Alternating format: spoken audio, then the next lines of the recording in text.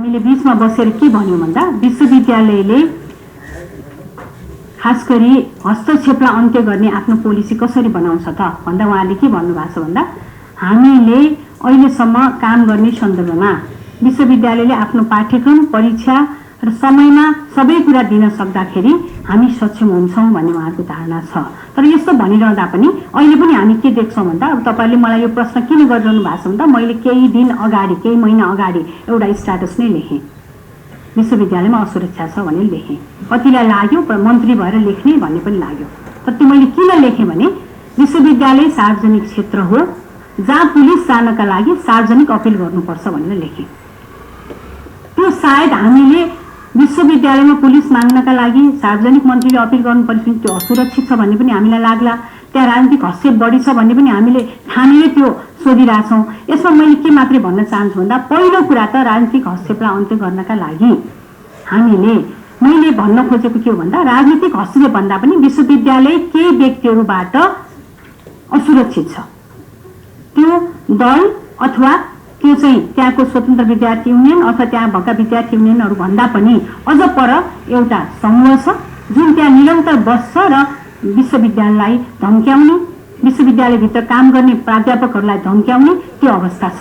यसलाई अन्त्य गर्नको लागि त्यहाँ चाहिँ सरकारले हस्तक्षेप नै गर्नुपर्छ।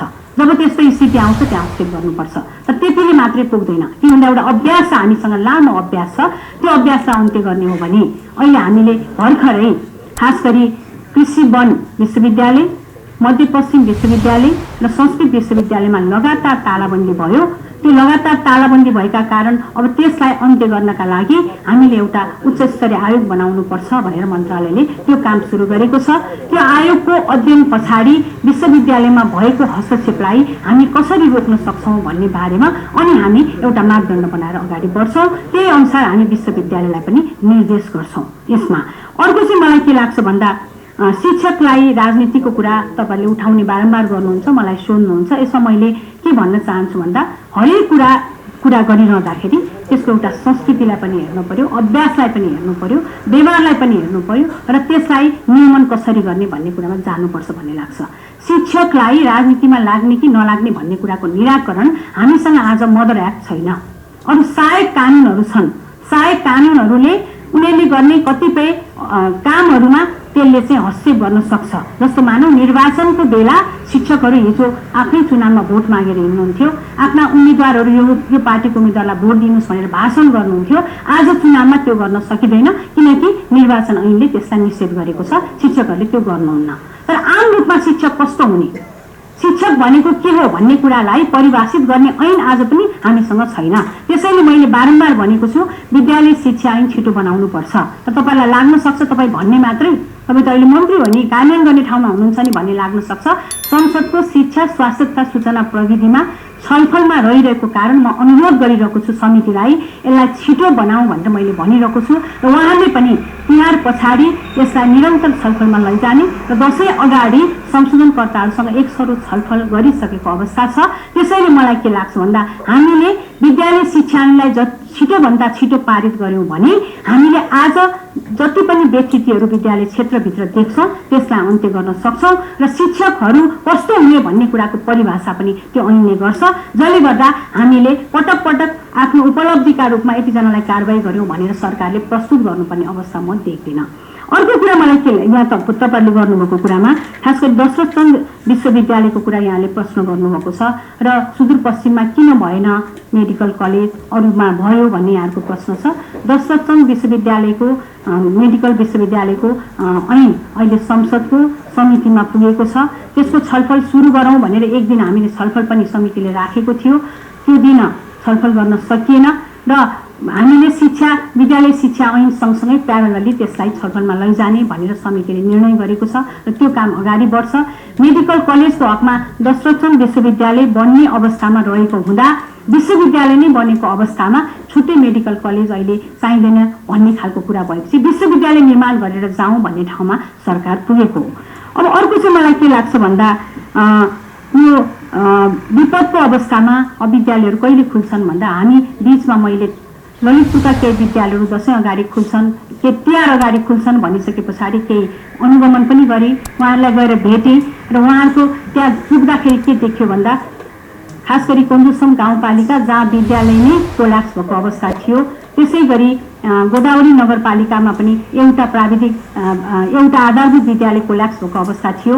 हामीले त्यो ठाउँमा हामी टिएलसी सुरु गर्नुपर्छ भन्दै स्थानीय पालिकालाई हामीले केही रकम पठाइसकेको र उहाँहरूले काम सुरु गर्नुभएको अवस्था छ भने तिहार पछि विद्यालयहरू सञ्चालन गर्ने गरी हामी जानुपर्छ भन्ने लागेर हामीले प्रदेश र स्थानीय तहसँग छलफल गरेर यो कामलाई अगाडि बढाएका छौँ।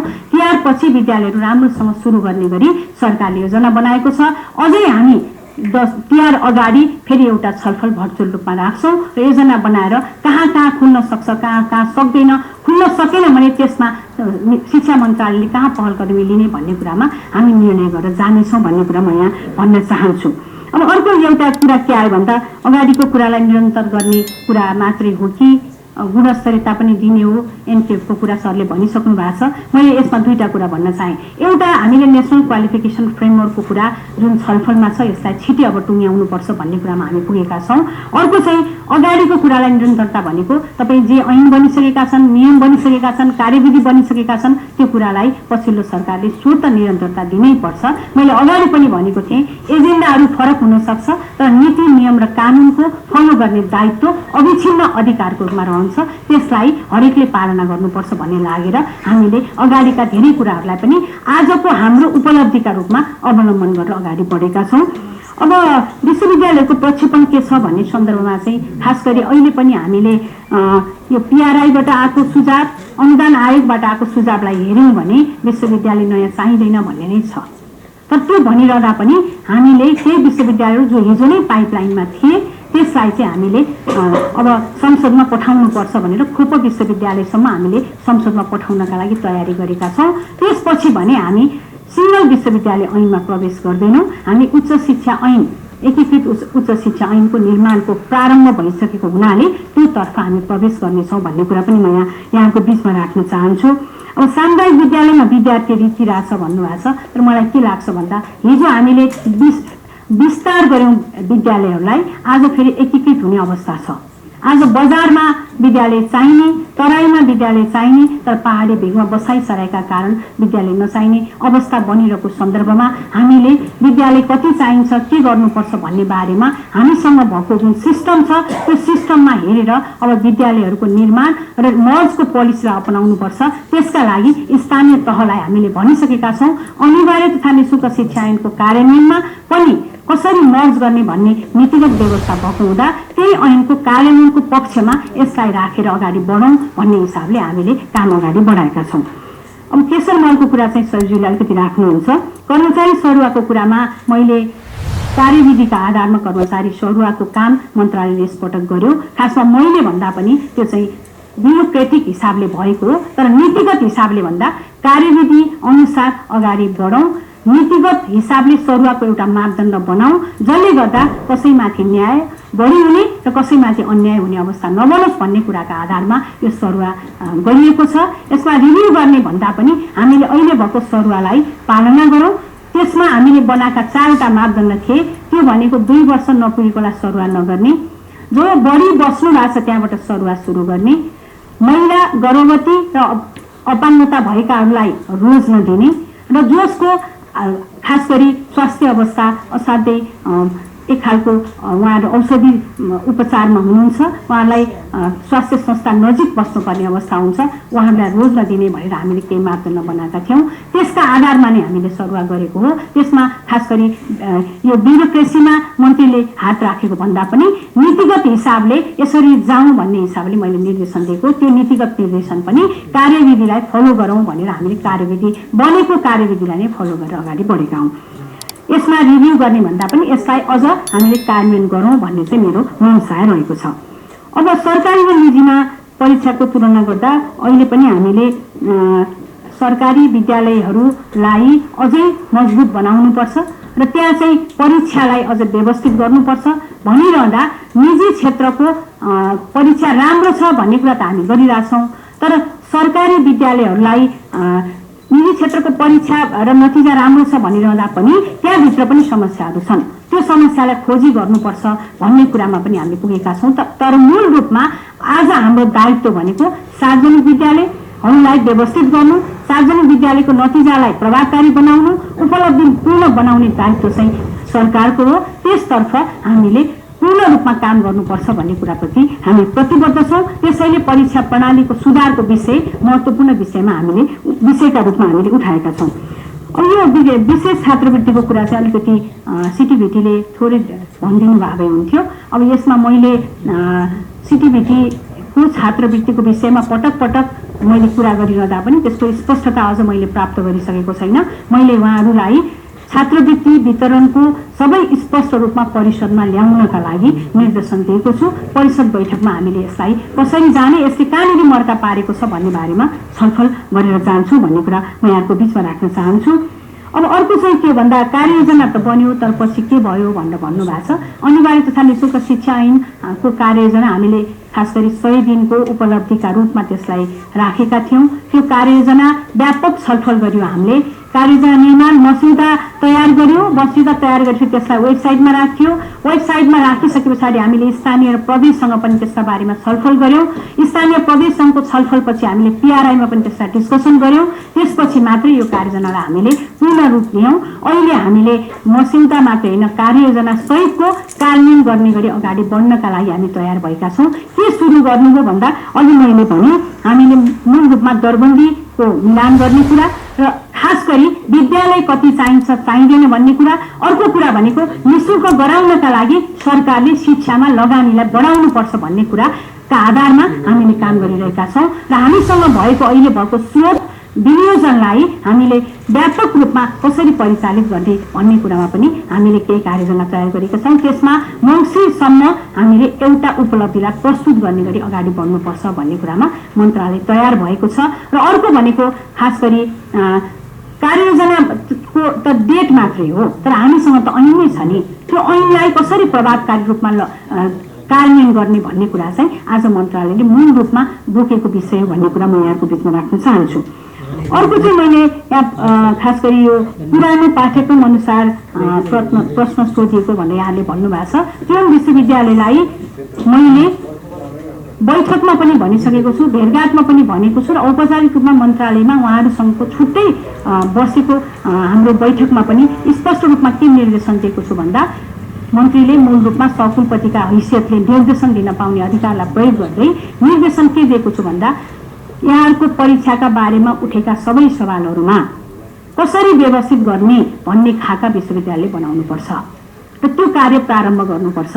कपी हराएको केसमा छानबिन पछि आएको प्रतिवेदनलाई कार्यान्वयन गर्नका लागि विश्वविद्यालय तयार हुनुपर्छ भनेर मैले लिखित रूपमा समेत उहाँलाई निर्देशन पठाइसकेको छु।